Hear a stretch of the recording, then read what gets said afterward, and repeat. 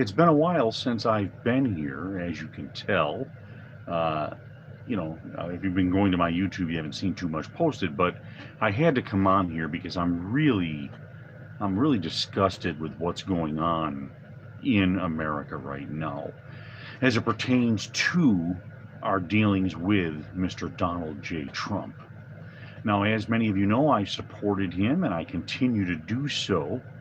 But I also want to mention that, we are having a primary process right now uh, in the election, and you're entitled to support whomever you wish to support. That's what the process is there for, and I think that everyone should be entitled to it and not be looked poorly upon for doing so. In other words, for choosing someone other than Donald Trump to represent the Republican Party going into this upcoming election. So I think that's important to let you guys know that right up front. But I wanted to talk about a few people here that are really um, kind of bothering me about why they would kind of turn their back on Donald Trump. And one of them is the other candidate who's trying to usurp Donald Trump in that nomination for the presidency. And that would be Mr. Ron DeSantis. Now, again, before I say any of that, I also want to say that I am a Floridian, and Ron DeSantis is my governor. So I'm not saying that I don't like the man or that he hasn't done a good job.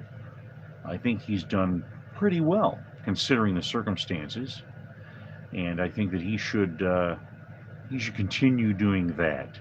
That's one of the reasons why I don't support him for the presidency, is that I think his job is not done in Florida. We need him in Florida. It's very important that he continues his work here, because if you let the Democrats take over here, you're going to run into problems that you never even imagined that you'd be dealing with. So I think that's one of the issues going forward. But, that being said, uh, look, he can do it if he wants to, and whoever wants to support him can do so. But I would say this too: one of the things that bothers me about him doing this is that no matter what anybody else says, or no matter what he says, he was helped into his position as governor by Trump. That's a fact. Now, you can say that, well, Trump didn't do it all. No, but nobody does everything. But Trump was the deciding factor. Without Trump's support, chances are Ron DeSantis would not be the governor of Florida today. I'm just telling you flat out that he probably would not be governor today. And that's something we have to really understand, that Donald Trump was very instrumental in Ron DeSantis getting his position as governor of Florida. And here we go. We come to a point where Donald Trump is under fire by Democrats. Now, you knew that was coming. They've been doing it ever since he came down the elevator when he ran for president the first time. This is what they have done to him since that time, because they did not want him to expose them. Well, he did expose them, but they were able to remove him from the White House through what I feel are improper means. But I'll say this: Ron DeSantis smelled blood in the water. When he noticed that the Democrats were going to go for the throat, when he noticed that, what did he do? Instead of standing with Trump and saying, no, I'm going to support my president, I'm going to support him going forward so that he can get back in the White House and continue to do the job that he promised he would do. And so what happens is that you have this dynamic of the governor having to make a decision. Ron DeSantis had to decide, do I stay loyal to Trump and keep going forward with this? And not only is it unselfish in the sense that he's helping just Donald Trump, but he's helping America, because he's pushing back on the Democrats and telling them, you are not allowed to do the things you are doing. What does Ron DeSantis do instead? He smells blood in the water and he strikes. He figures, this is going to hurt Donald Trump. This is going to help me get into that White House. It's going to help me in that position. Now, in his mind, I can understand why somebody would think that. I'm not ignorant. I'm not a foolish person. I understand why somebody in the position of Ron DeSantis, because he was a good governor of Florida, and he does have a degree of popularity with the American people, especially Floridians. But again, everything hinged on that decision. And here is the way I look at it.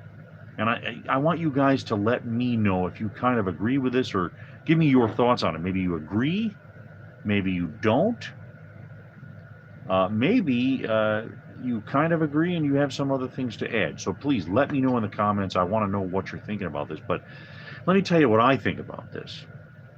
I think Ron DeSantis, by making that decision, has shown that he cannot be faithful when faithfulness is most needed. And don't get me wrong, maybe he sees it a different way. Maybe he's not looking at it that way.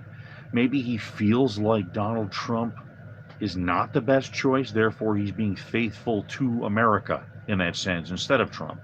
Because I've heard people say that, well, you can either choose Trump or America. And that's more of a Democrat, talking point, because they're trying to make it seem like Donald Trump is an enemy of America, which is that's nonsense. He's a bigger friend to America than they could ever be. But anyway, I digress. What I'm saying is that, and I believe that Ron DeSantis may be extremely sincere about what he believes, but I also believe he is sincerely wrong. And that's why I cannot support him at this time, against Trump in this situation. I cannot do that. He should have, I should say, this is my opinion, Ron DeSantis should have stayed faithful to Donald Trump, therefore America, because Donald Trump right now sits in a position to destroy the stronghold that the Democrats have on this country and on our government. And the reason why I say that is this. I'll tell you what it is. First of all, we know that Donald Trump was extremely courageous against these people. Okay, he told them the score. They didn't like it because he was reading their mail. They don't want any part of that. That's why they got rid of him. But here's the other thing, is that Donald Trump right now represents the American people as a target of Democrats. The Democrats have been taken over by the Marxists. The Democrat Party is no longer, in a sense, democratic. Although, let me digress a little bit more. We are not a democracy, I'll say that. We do use some democratic processes for convenience sake in our government. However, we're not a democracy. We are a constitutional republic designed to protect individual liberty. That's what we are. But that being said, the Democrats, obviously that's why the name, Democrat is what they are. That name, Democrat, represents a democratic process, and they focus on that. That's not really what we are as Americans, which I was kind of surprised that the Democrat brand was able to survive so long with this name, because again, it doesn't really represent what America is. But again, I digress. Let's go back. Come on, Mike, get back to the subject. What I wanted to say is that, this whole process by the Democrats becoming more communist, what do they do? What do the Marxists do? They jail their opponents. They jail their political opponents. That's what they do. And that's what they're doing right now. They're trying to put Donald Trump in jail, or at the very least hamstring his ability to run a campaign against them. That's exactly what the Democrats are doing right now. And right now, it looks like they're on the winning side, or at least it seems that way right now, because there's not enough Republicans standing up. And by the way, that includes the Supreme Court of the United States. What is up with the SCOTUS right now? Now, don't tell me they can't stop this. The SCOTUS could end this right now as a violation of the Constitution, because they are the Democrats are interfering with this election. Now we know this to be true. This is what they are doing. Yet the SCOTUS sits by and is kind of watching it. I don't know what they're thinking right now. I don't know if they're considering pulling the trigger on this and stopping this whole process by the Democrats. I don't know if they're going to do it. Maybe they're waiting for the right time. Maybe they're waiting for a lower court to render a decision that will help trigger them to say, okay, now we can make the decision so that the American people can see why this is going in the direction it's going. My contention would be you're waiting too long, because the longer you wait, I believe, the more that certain Americans who aren't really savvy about the political process or about freedom, okay, I think, those people are going to believe more and more that this process is legitimate against Donald Trump. So we have to stop that. We really have to put a stop to that whole process and make sure that these people are held to account. The Democrats need to be held to account in this.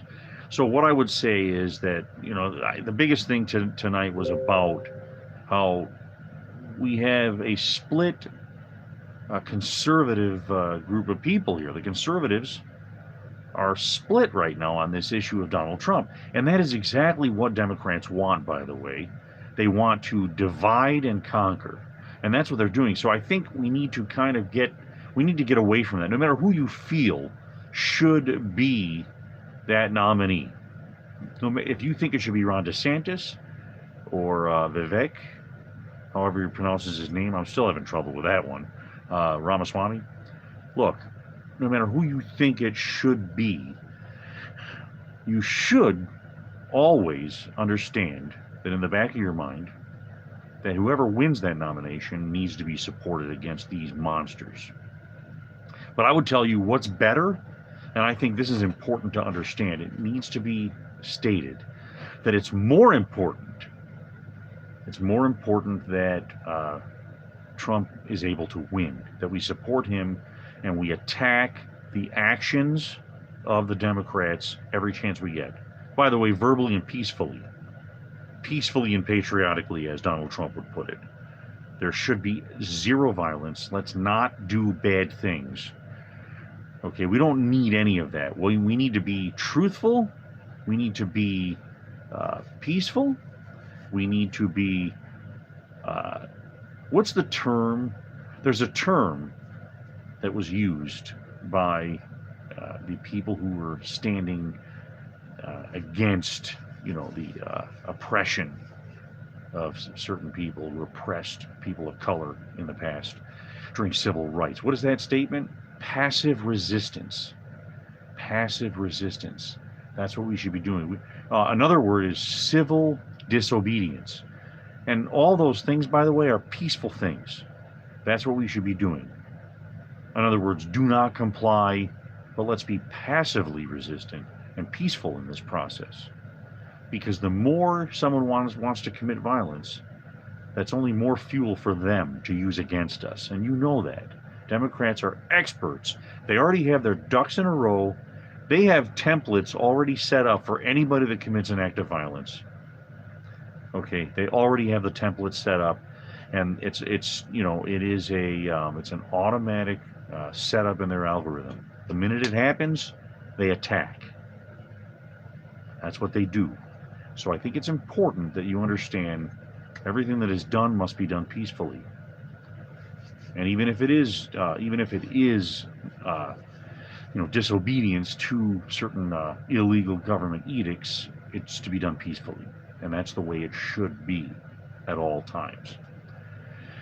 So here we go with, we have Ron DeSantis. That's a situation. And even though he's losing greatly in the polling, it looks like Donald Trump's going to take this nomination. My problem with it is not so much whether Trump wins or loses. I think that's a foregone conclusion. My issue is the people who supported Ron DeSantis and are staunchly in favor of Ron DeSantis and against Donald Trump, that they will not vote for Donald Trump in the general election. And I've had some of them say, look, I don't think he can win the general. And look, you have your opinion. You are entitled to your opinion. But should that mean that you're not going to vote for him because you think he's not going to win? No, you have to make your voice heard that what the Democrats are doing right now is evil. And this is the whole point. This is where it all comes full circle here. Why do we support Trump in this situation? We support Trump because by doing so, we are repudiating the actions of the Democrats. We are letting them know that they cannot do what they're doing. It's illegal what they're doing. It's wrong. It is unconstitutional. They're doing this as a form of election interference. Because you see, I don't think they really believe they can put Donald Trump in jail. Even if they find him guilty, even if these juries find him guilty, or one of them or all of them find him guilty, it doesn't matter. Putting a president behind bars is an impossibility because of his constitutional protections. He's the president of the United States who is entitled to Secret Service security for the rest of his life. He's entitled to that. So what I would say about that is that you can't merely say, well, that's it, put him in jail, throw away the key. You can't do it. It's going to be impossible to do that. So I don't really think that's their main objective. Although, like I said, if there was a way they could do it, they would. I think it's just to hamper his ability to run an effective campaign, and it will make him. They think it's going to make him look bad by them dragging him through this process, dragging his name through the mud. Look, they've done this since the beginning. Now, I'm not going to tell you that it hasn't worked up to now. I mean, look what they did. They impeached him twice, the Democrats only, remember? So he really isn't impeached. They did it, but it doesn't hold water. So really he was not impeached. But that's an entire other subject. But what I'm saying is this entire time, all they have done is attack his character. And it has actually worked on some people. Some people actually believe the press. They believe what these Democrats have said about him. And they really, really don't know what they're talking about. Now, I will tell you that I know people who have personally known Donald Trump. I never met Donald Trump myself, but I know people who have known him. And by the way, a majority of these people were not Republicans, because you have to remember that Donald Trump, throughout his life, was a Democrat until just recently. So remember, he traveled in Democrat circles most of the time. Guess what? These people that knew Donald Trump didn't have bad things to say about him. Not one of them. Not one person had a bad thing to say about Donald Trump. I kid you not. And so all these things they're saying, it's nonsense, it's baloney. But we have to get past that. The first thing is get past that. Second thing is this. I'll just tell you, I don't want to keep belaboring this, but before I go, I want to let you guys know, anybody here that is against Donald Trump in the primaries, who wants to support somebody else, look, go ahead and do that. But I would tell you, chances are they're going to lose. So, where do you go from here? I'm going to make a last-minute plea to you. I shouldn't say last minute because we have quite a while, but I'm going to make a last plea to you to consider that in that general election, you need to vote for Donald Trump if he's the nominee. Now, I don't care if you don't like him. It's not about him. It's about telling the Democrats to shove their illegal activities and their oppression and their tyranny up the tailpipe. Okay? That is what that is. Telling them you're not going to do this to anybody. Because remember, this is true. If they can do it to Trump, remember, he was once, when he was in the White House, he was the most powerful man on the earth. And even out of the White House, he's still one of the most powerful men on earth. Because that's true of all presidents. So what I want to tell you is that, when you do that to Trump, that means you can do it to any other person on the planet. Okay, including Americans. So the message is for your own preservation, and freedom. Okay, you must make that decision. You can't let your own personal opinions, your personal hatreds get in the way. It doesn't matter. And I'll say it this way. I will tell you this way. I personally I know people that I love very much, that I care about. They are great people. They're nice people. They're wonderful people. I would not vote for them for president or for any other office for that matter, because I don't feel that they are up to the job. I don't feel they can do the job. And that includes people who I agree with politically and those that I don't, obviously. If I don't agree with you politically, I don't want you in office because I don't want your policies to carry the day, because that could be harmful to citizens. So, what I would say to you is, even if you're somebody who agrees with me politically, if I feel that you're not up to that task, to do that job, I'm not going to vote for you. Now, does that mean I hate that person? No.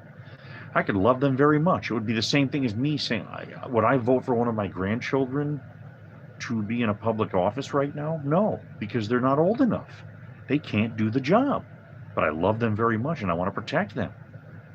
So the point is this isn't about your personal feelings, whether you're angry at him or not for something he might have said, some bad thing he might have tweeted back when he was actually still on Twitter or X now or whatever they call it. So what I would say to you is this: dump your feelings. Dump your feelings, okay? And vote for your own preservation. And I can tell you right now, in the general, voting for a Democrat or not voting at all is not voting for your preservation. All it's doing is ensuring that you're going to be under lock and key and under oppression and paying more for your things and higher taxes and all those other terrible things that are befalling us right now. Look, don't lie to yourself, okay? We're paying more than we've paid in our lifetimes right now. Okay, we're all suffering. Don't lie. Stop it. Stop the lie and understand what's happening right now.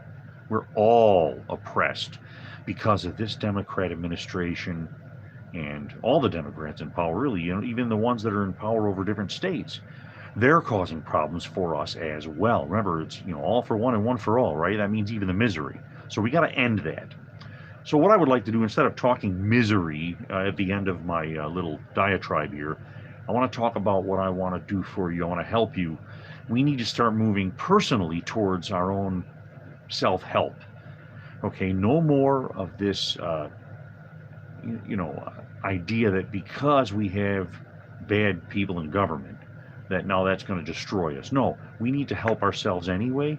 That means you got to work a little bit harder and a little bit smarter and get things done the right way. So what I'm going to do is I'm going to leave a link in the description.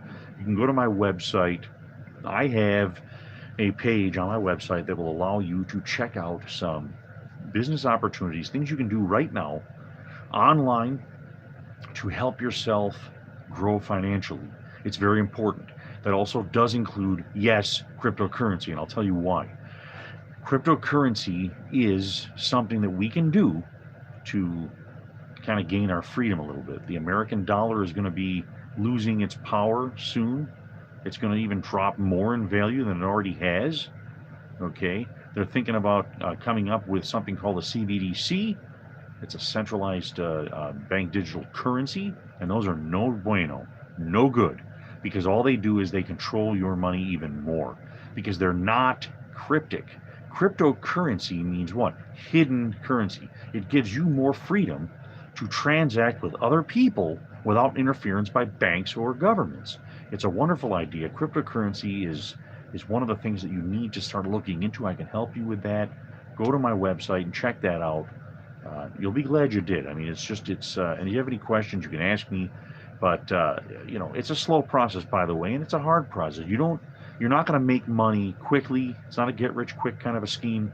It's an idea that you start to build your wealth. Okay, slowly, steadily. It's a daily diligence. That's what it is. It really is. You have to condition yourself to spend at least a half an hour a day, at the very minimum, okay, building up your wealth, okay, a little more every day, trying to increase your ability to have money, and not just money, but money with the freedom.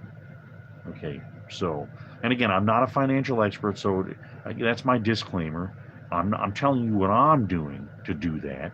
Okay, I don't want to make you think that I'm some kind of an expert here, but I'm telling you what I'm doing, and I believe that cryptocurrency is better than any CBDCs or any kind of or an actual dollar. I mean, look at the value of the dollar now. It's dropping every day.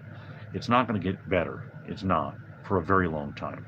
So go ahead and take a look at that. I'll put it in the description. And otherwise, if anybody has any questions, please contact me. And again, leave your comments down below. Let me know what you think about what was said here about Ron DeSantis, about what is it, Vivek Ramaswamy, these candidates that are kind of trying to make their way into the arena here to get into the White House. Let me know about what you think about the Donald Trump situation. Where would you go? Okay, what direction are you going to go in? And let's win this together, guys. Let's not be split up. This is what the Democrats they want. They want to split people up. They want to destroy our cohesiveness. They're doing a good job of it right now, guys. I got to give them credit that they're dividing us, man. The wars that are going on, the name calling, and it's amazing that people can be split up like this. It's amazing. Okay, no more. Let's end that. Let's end it today, right now. Okay, guys? I love everybody here, and I'm going to talk to you guys later.